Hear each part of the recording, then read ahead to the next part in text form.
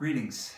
My name is Nick, and I'm one of the pastors here at St. Catharines United Mennonite Church. During this time, when we're unable to gather, we're continuing to record and upload our Sunday meditations for you to listen to online. Doing something a bit different for this special Sunday. We'll see about the weeks to come, but recording a video version of it from my office, so welcome here.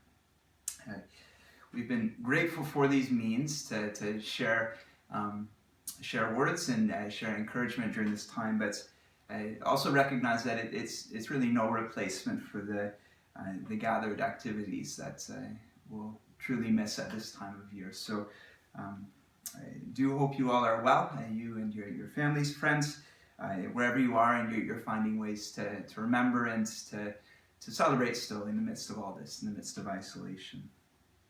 Our text for this morning comes from the Gospel of John. It's the Easter reading for this Easter Sunday. It's John 20, verses 1 to 18. And I'll read it for you now and invite you to read along if you have the means and are able to. It follows the account of Jesus' death that you heard if you listened along to Pastor Randy's reflection for Good Friday. Early on the first day of the week, while it was still dark, Mary Magdalene went to the tomb and saw that the stone had been removed from the entrance. So she came running to Simon Peter and the other disciple, the one Jesus loved, and said, "They have taken the Lord out of the tomb, and we don't know where they have put him." So Peter and the other disciple started for the tomb. Both were running, but the other disciple outran Peter and reached the tomb first. He bent over and looked in at the strips of linen lying there, but did not go in. Then Simon Peter came along behind him and went straight into the tomb. He saw the strips of linen lying there, as well as the cloth that had been wrapped around Jesus' head. The cloth was still lying in its place, separated from the linen. Finally, the other disciple, who reached the tomb first, also went inside. He saw and he believed, though they still did not understand from Scripture that Jesus had to rise from the dead. Then the disciples went back to where they were staying. Now Mary stood outside the tomb crying. She wept. As she wept, she bent over to look into the tomb and saw two angels dressed in white, seated where Jesus' body had been, one at the head and the other at the foot. They asked her, "Woman, why are you crying?" "They've taken my Lord away," she said, "and I don't know where they've put him." At this she turned around and saw Jesus standing there, but she did not realize that it was Jesus. He asked her, "Woman, why are you crying? Who is it that you're looking for?" Thinking he was the gardener, she said, "Sir, if you have carried him away, tell me where you have put him, and I will get him." He said to her, "Mary." Then she turned toward him and cried out in Aramaic, "Rabboni," which means teacher. Jesus said, "Do not hold on to me, for I have yet to ascend to the Father. Go instead to my brothers and tell them, I am ascending to my Father and your Father, to my God and your gods." Mary Magdalene went to the disciples with the news, "I have seen the Lord," and she told them the things that he had said to her. As we continue to find ourselves in the midst of this pandemic, we've been hearing that it can be really challenging to take it all in day after day. Every day it would seem we wake to more news. We rise daily to a different set of numbers, to more cases, more losses, more outbreaks in more places, more stories, more measures, more predictions, and more timelines.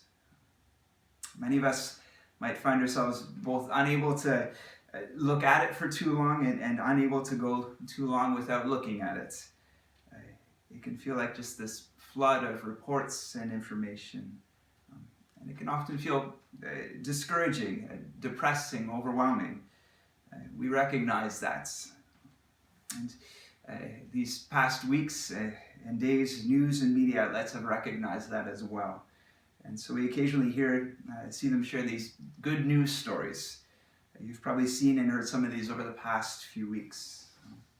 Many publications you might know have set up these dedicated good news sections of their websites during this time, where You might see or hear them shared as little kind of pick-me-up snippets after all the headlines have been relayed. Some of these good news stories are about the pandemic, just generally speaking. They bring maybe a hopeful sense of perspective. Reports that measures that are in place are in many cases truly working. Curves are being flattened in many contexts, we're being told. There's good news about how in some of the hardest hit locations around the world, cases and losses are gradually being scaled back. There are accounts of people recovering, and there are good news stories as well of restrictions being eased back in some places even. Other good news stories that are being shared right now are about a sense of shared humanity that's being seen in this otherwise devastating time. Some of you might have seen an episode of a viral kind of DIY video series that was launched several days ago called Some Good News. In it, this celebrity host plays and comments on various heartwarming clips like that from around the world.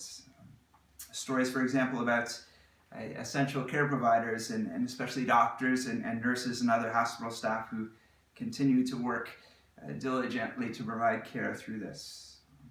These are good news stories about the human spirits, the creativity, the dedication, the generosity and resilience of people in a time of profound suffering.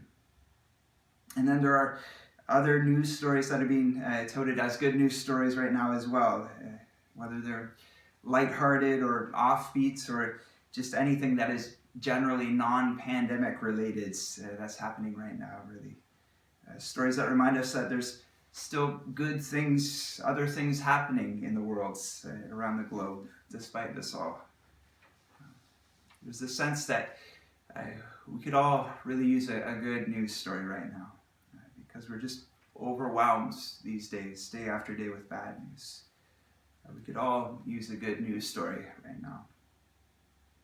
And such was, I believe, indeed the case on that very first Easter morning. Like so many of us, the disciples had gone to sleep, still thinking about all the bad news the night before.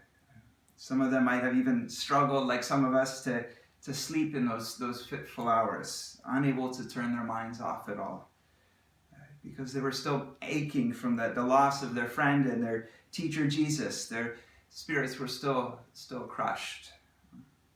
They're still grieving the awful death he had died just days before, and mourning that the community and the movement that Jesus has started were now, for all that it seems, over.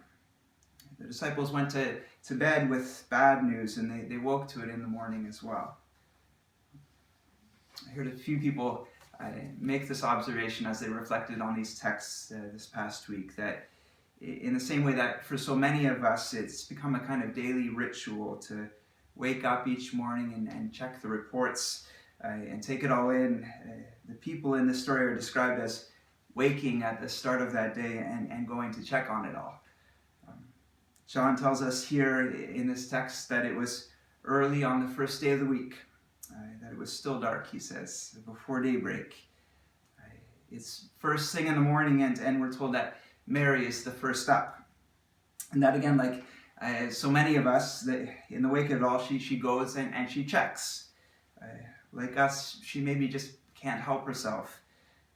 And like so many of us watching our world today, watching our world right now, she probably was not really expecting anything different from the cold, unalterable facts of death that she went to look at that day, when she went to look that day.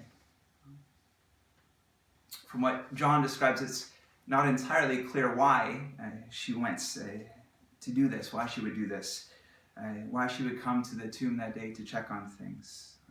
Had she come maybe to bring spices in order to anoint Jesus' remains, or was she still maybe in a state of disbelief on account of all her shock? Did it maybe feel surreal, like a dream or like a movie, as I've heard so many people, so many of you say over this past month, going through this experience that we've been going through?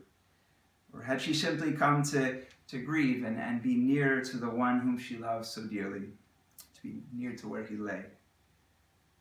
Whatever the reason, John tells us that she woke early that day and she went to check.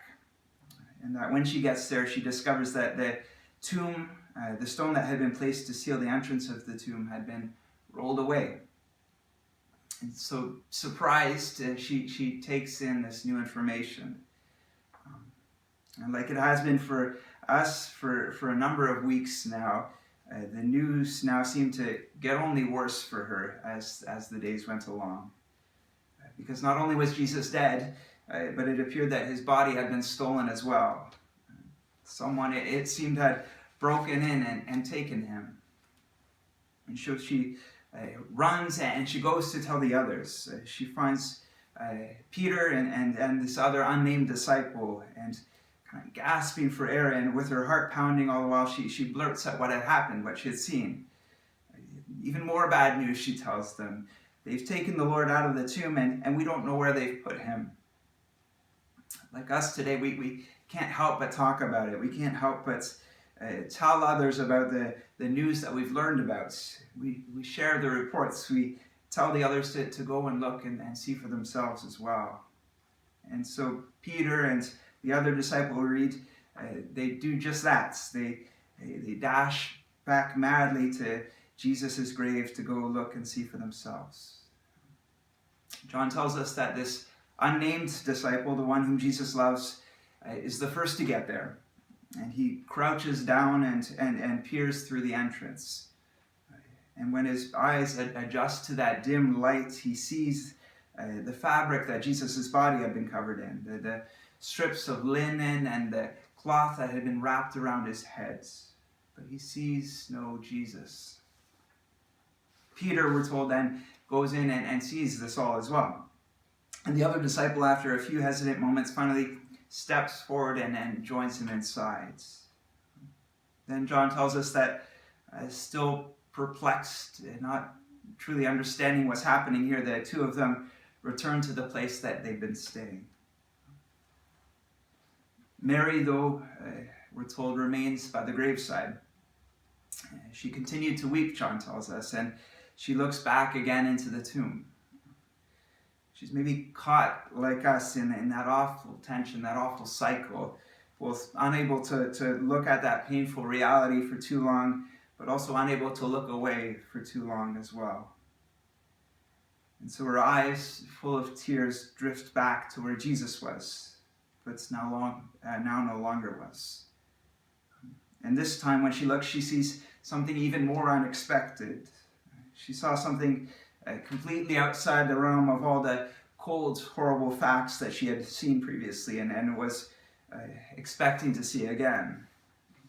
John writes that she observes two angels, these messengers who are dressed in white, resting where her friend's body had been, one at the head and one at the foot. And they look at her and they speak to her, and they ask her, why are you crying? And so she repeats the report to them, nearly word for word as she had said it before. They've taken my Lord away, and I don't know where they've put him. Then John tells us she turns and glimpses something else, something even further outside the realm of possibility as she would come to see it. She sees a stranger standing there, maybe a gardener, she thinks, and the stranger speaks to her and asks her the same question that the two angels had just moments before. Why are you crying, he says. And then he adds another question. Who are you looking for? It's hard to read the emotion that might be coming through these words as they're recorded here, but I can imagine Mary becoming truly upset in that moment. Just frustrated that she would have to explain and justify her grief again and again. Why wouldn't I be weeping? This is terrible. Can't you see? What kind of senseless, heartless person would even ask that kind of question? She then points a shaking finger at this stranger and says to him, if it was you who stole my friend away, just tell me. I won't do anything, I promise. I don't care. I just want to see him and bring him back here and lay his body to rest again like it should be. In response, we read that this stranger simply looks at her and speaks just one word to her. He calls her by her name. Mary, he says. And in an instant, it all comes together for her, and she understands and she sees it clearly. The rolled away rock, the hollow, bodiless tomb, the abandoned funeral garments, and the presence of the heavenly visitors. Jesus' body hadn't been stolen away, as she and the others had concluded it must have been. No, Jesus was alive, brought back from death, standing there in the flesh before her and speaking her name. And so Mary, John tells us, goes off to tell the others again. She comes bearing news to them once more. And this time it truly is good news. We could all use a good news story right now. Like many people, I appreciate a lot of the good news stories that are being shared through media and social media right now. I think they can shed light on different aspects, parts of our situation. They can help us give us perspective, and also remind us that this isn't final and it isn't forever. They can lighten our mood even and lift our spirits, help us take our minds off things for a moment in this time when we're constantly preoccupied with this all. I can appreciate a lot of the good news stories that are being shared right now. And yet I also recognize how thin and weak they can sometimes seem when held up beside the actual experiences of suffering and death that are taking place in our world right now. Absolutely, they can cheer us up and remind us of human strength and compassion and commitment and care. They can inspire and empower us, I believe, to creatively cope and to offer our own forms of support in this time of need. But do they truly provide hope and comfort in the face of sickness unto death? Do they truly speak into all the fear and the questions in our souls, the lonely struggle of life in isolation or the loss of a job? Do they really hold a candle to what's most deeply and desperately needed when somebody you know is diagnosed, when you've lost someone to this? We could all use a good news story right now, and all the ones that are circulating and being shared are certainly wonderful and little bright lights maybe in these dark days, and I hope they continue to be shared. But maybe we also need a different kind of news story as well. Something much deeper than the sentiment and even the human spirit that's being shared in these stories. Something more hopeful and more powerful and more truly and deeply reassuring that we might find than we might find by distracting ourselves or looking on the bright side at the tail end of the 6 o'clock news. The news that Mary rushed off to share with the other disciples that first Easter was good news for them that day and for us today. It was good news not only because Jesus was alive, but because his aliveness, his resurrection, marked the beginning of an altogether new reality that God had brought about for humanity and for history, and that God is continuing to bring about. As they continued to walk with Jesus in those days that followed and continued to make sense of everything that happens, the disciples would come to see and believe that through Jesus, death had ultimately been rendered powerless. That while still a reality that every person must face and in the end succumb to, death had been defanged. It no longer holds a sting. And that because of what God did on the cross and in raising Jesus up after 3 days, death has no cosmic claim to victory. In Christ, it has no final grip on our lives or our spirits. Those earliest followers of Jesus would come to believe that as a spiritual and physical force in the world, death will ultimately come to be destroyed by Jesus' own dying and rising. And so the news that Mary shared with her companions that day was truly good news. Good news, you might know, is a term that comes often in our Christian scriptures. It comes from an ancient Greek word, euangelion, which means just that, good news. It's sometimes translated, you might know it as gospel, from the Old English word Godspell, or an older text, it might be read as glad tidings. Over time, it's of course been come to used in all sorts of different ways and carry all sorts of different associations, but in that original sense, it simply referred to a good message that someone had to share. It described a good thing that was reported to others. We read, of course, that Jesus used the term often, talking at nearly every turn about the good news of God's kingdom as it came and continued to come into the world. He talked about good news for the poor, the incarcerated, the oppressed, the sick, and the suffering. Good news of God's love and liberation, God's forgiveness and freedom. And his followers would ultimately go on to include the message of Jesus himself, his life and death and resurrection in this understanding of God's good news for humanity. This word euangelion, or good news, is not a term that was original to the early Christians or the New Testament, though. It comes from this older common use and referred to an important announcement that was made by a go-between or a messenger. People would share good news about an important birth, for example, or a new king that had taken a throne. Or in the Old Testament, the Hebrew Scriptures, we find its equivalent often referring to this announcement of victory in times of conflict. The kind of sorts of things we'd still maybe say shared today as good news stories. And we know that in those ancient settings, it's often accompanied by running. A messenger would be sent to get the news out as quickly as they could, which is exactly what we see here in John's account of Jesus' resurrection, if we're paying attention, which is significant, I believe.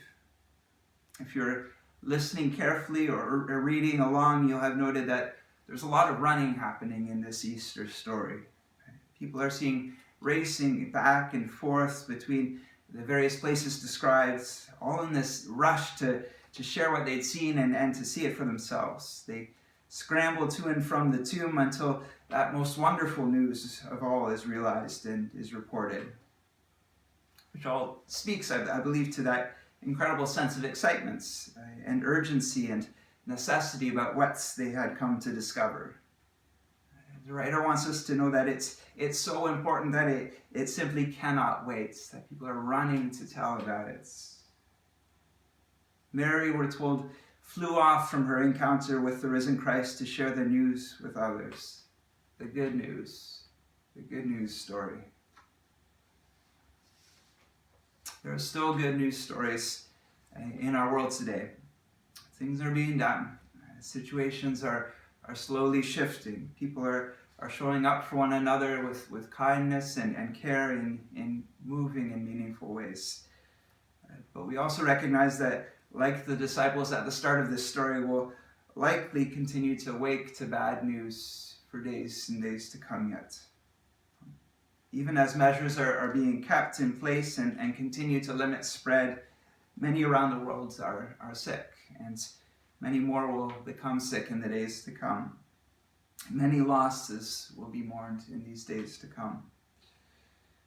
Some of us may come to be told bad news ourselves, if we haven't already.